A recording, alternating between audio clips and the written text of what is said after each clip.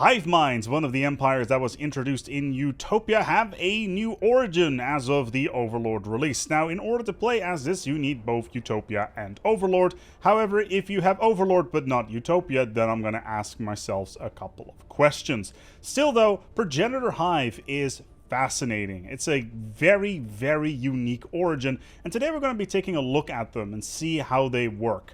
First of all, in the Empire creation screen, we need to make sure that our Progenitor Hive is, of course, selected as an origin. Now, this particular origin really focuses on leaders. Leaders will gain passive XP over time, and they will always keep on growing. Normally, leaders would only get XP through doing things like admirals in fleets, or scientists with anomalies, or very gradual things like science, etc. But in this particular case, they will keep on growing like crazy. Now, of course, that also means that we need to talk traits. In this particular case, I added slow learners because, well, it doesn't really matter if we learn a little bit slower than normal. We're going to get those points anyway. Intelligent, and most importantly, talented. Leader level cap is really important for this type of empire because you can really leverage your leaders, and the higher level they can get, the better. So, let's dive in and see what sort of modifiers we can expect in addition to having crazy good leaders.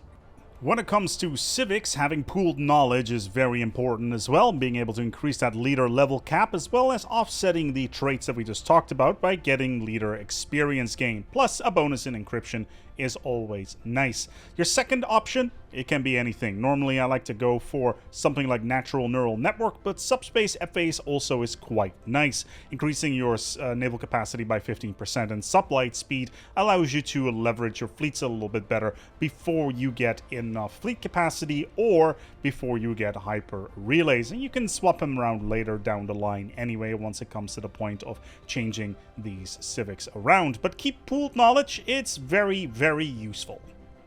As mentioned, leaders are incredibly good with this particular origin. Right now, all my scientists, for instance, are already level 3 of 7, nearly 10 years into the game, which is pretty excessive, if I may say so. However, this is not all when it comes to the Progenitor Hive. You may have noticed that I have just colonized a world and that there is a little modifier active here. It is called Missing Offspring, which will reduce menial drone output by 50%. Now, menial drones are essentially any sort of drones that generate basic resources. Maintenance drones that generate amenities. Energy drones that do energy, mining, etc. So all of those menial drones will have modifiers attached to them, and they will not necessarily generate all that much whilst this modifier is active. Now, in order to suppress this, the most important thing that you have to do is build a special structure that only this origin has access to, which is the Offspring nest. It replaces the spawning pool and does a couple of very interesting things. Instead of generating a spawning drone, they will generate a Offspring drone, which will essentially improve the entire planet very similarly as to the spawning drone, where you have +2 pop assembly as well as 5 amenities. But in addition, it will also give menial drones an output bonus of 10%. Which basically means that as soon as you build this particular drone, the menial drone that is on the planet, will lose its malice of -50 and will gain a 5% bonus on top of their usual output, which in combination with technologies can get pretty crazy. In addition, on our capital world, if you look at our features, we have a special feature on the planet, which is a progenitor nest, which also adds additional monthly pop growth, plus stability as well as amenities. This means that the capital world will probably never run out of amenities. So if those hive minds need refrigerators as well as hair dryers, this is the place to be. But when it comes to leaders, it goes a little bit further than just characters within your empires. No, it also applies to your ship. In the ship designer, you will find that we have a special type of ship on top of the regular ones called the Offspring variety. And they essentially work very similarly to leaders within the game. In addition to all of their normal modules, they also have something called a Offspring Oversight one. And essentially what it does, it gives all the ships within the fleet, or specifically in the system, a bonus to sublight, evasion, ship fire rate, and accuracy, all of which for 55%. And no fleet will be very good without having one of these in it. And this is very important to realize, because if we go into our fleet list, we will see an interesting variety here. This right here is a fleet of 7 corvettes, and they are just standard corvettes. As you can see, they have a fleet power of 468. There is another fleet in the system next door, however, which is also 7 corvettes, but they also have a Offspring corvette with them, which immediately bumps their fleet power to 1.8. Now, if I move this 4 fleet back into the system over here, we will instantly see, as soon as they arrive, that they will increase in fleet power back to 1.9. And that is because there is an Offspring ship within the system. And this basically means that there should always be an Offspring ship within your fleets in order to make sure that things go well. Because if you lose them, well, your ships will be absolutely useless. And this is always important. Make sure that you have an Offspring ship within your fleet, especially if it's a battleship. Just fill that bad boy up with support systems. Just strip all their guns off and see if you can add more shields or, of course, armor of the whole variety, because you're going to need that Offspring Oversight module. It's also probably a good idea to have a carrier mode enabled so that the ship engagement range will be super far. You want to have these guys sit way back in order to make them effective, and that there is a smaller chance of them being lost within the fight. Because if you do, well, your fleet is screwed. Still, there is more to this, because there is more stuff in space that you need to take care of. And that is a special building called the Offspring Outlook.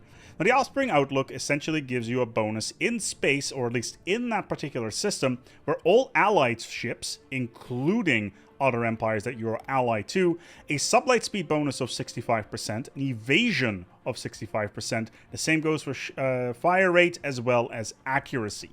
And this is on top of the bonus that you're already getting from your Progenitor module, which is pretty darn insane and can lead to some pretty crazy scenarios. For instance, we have this armada over here, and it's sitting in this system at a cutesy 67,000 fleet power, and as you can see, we have a Offspring lookout right here.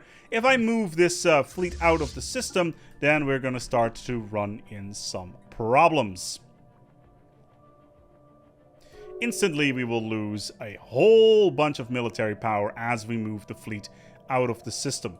And that purely has to do with the lookout. We'll get a pretty large chunk of firepower with our fleet as long as we have a outlook available in the system.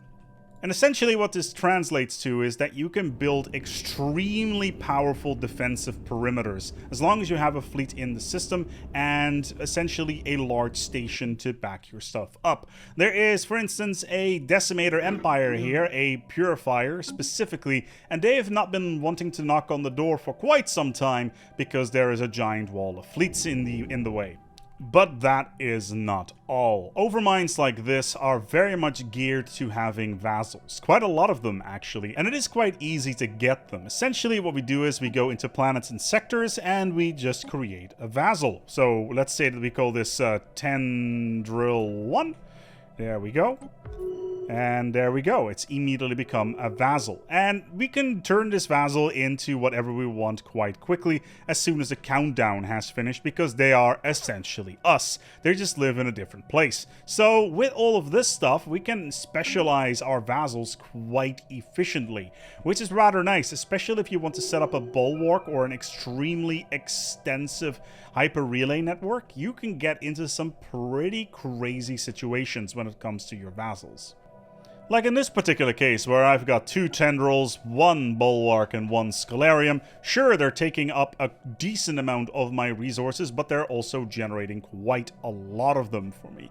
Which brings us to the Splinter Hive, where essentially we can get additional bonuses from our vassals. What happens here is that the breeders locally will turn food into 2 pop assembly for our capital. So if you go back into our capital world here, we will see a modifier called Splinter Hive Symbiotic Link, which gives us additional pop assembly, which can get pretty crazy. +7 a month is pretty darn nice in this particular case. It probably also has something to do with the fact that we should have a cloning facilities here, but we actually have not. But still, it's important to know. So in the end, the Progenitor Hive is pretty darn powerful, very flexible, as long as you have the right leaders in the right place. For instance, right now we are running around with several level 10 governors, scientists, admirals, and generals. All of this combined means that we can be super effective when it comes to our science and super effective when it comes to deploying our fleets. Because the amount of damage that we can do here is pretty darn excessive, and leader levels by themselves compound extremely well. For instance, our Empire leader is also level 10, and getting up towards that point quickly means that we can be more efficient with our sectors as well as our core empire. Overall, when it comes to governing, the Progenitor Hive is extremely strong, and unless they lose their special ships, well, then you're going to be in a lot of trouble, because they can be incredibly powerful. Progenitor Hives, powerful, insidious, and can run a lot of different vassals pretty darn efficiently and pretty darn effective. Go and try them out. I've had a lot of fun with them so far, and I think that you will as well. What you'll also probably have fun with is the wonders of the worm, and in this particular video that you see on screen right now, you will learn on why it's not a good idea to bring the remains of a dimensional horror back to your planet, because things turn into black holes quite quickly, and if you go in that video, you will find out why. Thank you so much for watching. What do you think about the Progenitor Hive? Let me know in the comments below. Until next time, take good care of yourselves, and as always, keep on splitting those empires, because those vassals ain't gonna make themselves.